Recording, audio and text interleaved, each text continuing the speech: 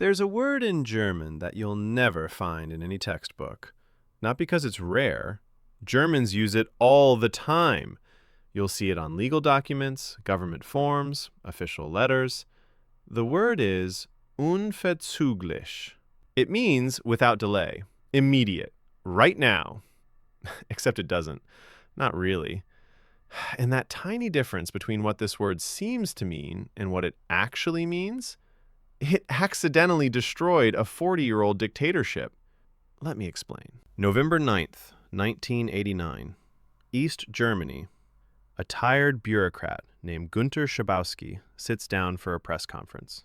He's been talking for an hour about nothing.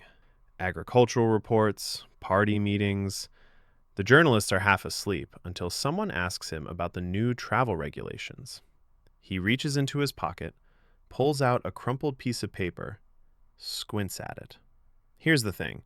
He wasn't in the meeting where they discussed this. His boss just handed it to him and said, "Read this, it'll look good."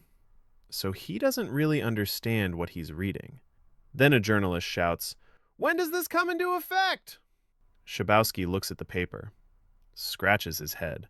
He doesn't see a date, so he guesses, "Das tritt nach meiner Kenntnis ist das sofort unverzüglich." To my knowledge, it is immediate, without delay. One sentence, spoken in confusion, and the Berlin Wall fell. To understand why this is insane, you need to understand something about German. German has two types of language. There's normal German, what people speak, and then there's Behördendeutsch, bureaucratic German, the language of officials, dense, precise, designed to protect the state, not you. Unverzüglich is pure Behördendeutsch. In legal terms, it's defined in paragraph 121 of the German Civil Code.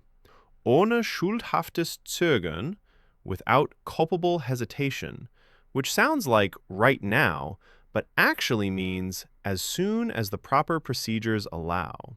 There's supposed to be paperwork, stamps, approvals, processing time. But Schabowski paired it with sofort, immediately. Sofort means now. Unverzüglich means, well, eventually, soon, when the forms are ready. By stacking these two words together, Schabowski created a contradiction. And contradictions in bureaucratic language, they break things open. The nuance of unverzüglich, that tiny gap between now and after procedures, vanished. The people heard only one thing. The wall is open, right now. You need to understand what East Germany was like in 1989. The Berlin Wall wasn't just a wall. It was a death machine. Guard towers, attack dogs, automatic guns.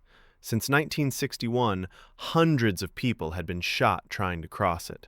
Families torn apart overnight. Brothers couldn't see brothers. Parents died without ever seeing their children again. And by fall of '89, the pressure was unbearable. Thousands were fleeing through Hungary and Czechoslovakia. Inside East Germany, people were marching every Monday. First hundreds, then thousands, then hundreds of thousands. They chanted, "Wir sind das Volk!" We are the people. The government was panicking. They remembered Tiananmen. They had the guns, but they knew if they fired, it was over. So they drafted a new travel law, a pressure valve. Let the troublemakers leave, the ones who stayed would be pacified. One problem. The law was supposed to start tomorrow, November 10th, after border guards were briefed. But Schabowski didn't know that. 8 p.m. West German television reports, "The GDR has opened its borders." That wasn't true yet. The borders were still closed. The guards had no orders. But millions of East Germans saw it on TV, and they put on their coats, and they walked to the wall. At Bornholmer Strasse checkpoint, Lieutenant Colonel Harold Jaeger was eating a sandwich. He watched the press conference, couldn't believe it, called his superiors. "What's happening? Is this real?" "No, send them home. Nothing has changed." But the people kept coming. Hundreds, thousands, tens of thousands. They stood at the barrier and chanted, Tor auf! Tor auf! Open the gate. Jaeger looked at the crowd, looked at his men, looked at his gun.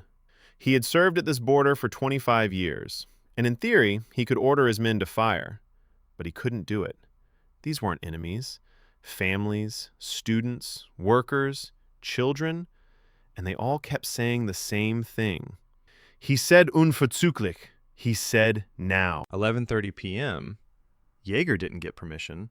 His bosses had abandoned him. So he turned to his men and said, Open the barrier! 20,000 people crossed that bridge in the first hour. On the other side, West Berliners waited with champagne and tears. Strangers hugged strangers. Families reunited after decades. By midnight, every checkpoint was open. And then came the hammers. Thousands of them. The Mauerspechte, wall woodpeckers, tearing the concrete apart with their hands. Not with tanks, not with bombs, with hammers and hope. Here's what language learners never get told. Every word carries history. Every word has a context that textbooks can't capture.